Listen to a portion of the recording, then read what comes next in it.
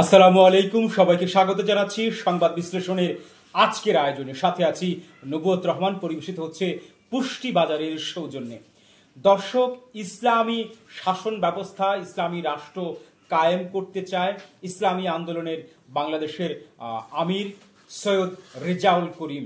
তিনি তাদের আজকে শ্রমিক সংগঠন অর্থাৎ শ্রমিক আন্দোলনের সমাবেশে, প্রতিষ্ঠাবার্ষিকীর সমাবেশে সোহরাওয়ার্দী উদ্যানের যে সমাবেশ হয়েছে সেখানে প্রধান অতিথির বক্তব্যে তিনি এ ধরনের মন্তব্য করেন। তিনি বলেন, পিয়ার পদ্ধতি ছাড়া ইসলামী রাষ্ট্র কায়েম সম্ভব না।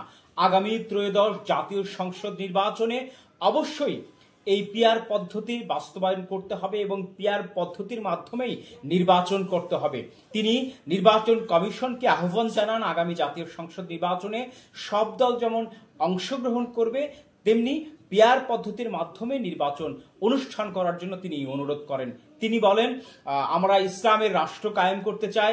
একটি ন্যায়ভিত্তিক ইসলামিক রাষ্ট্র কায়েমের জন্য অবশ্যই পিয়ার পদ্ধতির প্রয়োজন রয়েছে, কারণ পিয়ার পদ্ধতি হচ্ছে সব দলের অংশগ্রহণে একটি ন্যায়ভিত্তিক, একটি ইনসাফ কায়েমের রাজনীতি এবং রাষ্ট্র কায়েম হবে।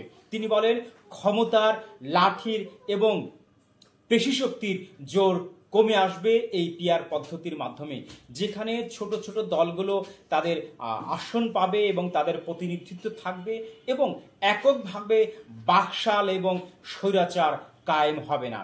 তিনি জাতির উদ্দেশ্যে এবং তার দলের সকল নেতাকর্মীদের উদ্দেশ্য বলেন যে তাদেরকে সজাগ থাকবার জন্য এবং আগামীতে ইসলামিক একটি রাষ্ট্র প্রতিষ্ঠার জন্য এই পিয়ার পদ্ধতিতে নির্বাচনের জন্য সবাইকে আন্দোলনের শরিক হওয়ার জন্য তিনি একটি আহ্বান জানান।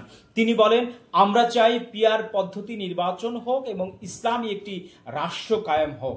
তিনি আরও বলেন, বিগত দিনে কিন্তু আমরা দেখেছি 15-17 বছরের রাজনীতি দেখেছি, বাকশালের রাজনীতি দেখেছি।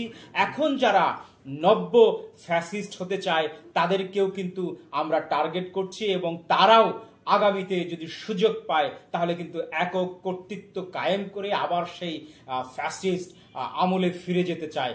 আমরা সেটা হতে দিতে চাই না। এই বাংলাদেশ আপনার আমার সবার, ইসলামের বাংলাদেশ কায়েম করবার জন্য সকল ইসলামী শক্তিগুলোকে একসাথে কাজ করার আহ্বান জানান এবং আগামীতে পিয়ার পদ্ধতিতে নির্বাচনের জন্য সবাইকে ঐক্যবদ্ধ থাকবার আহ্বান জানান।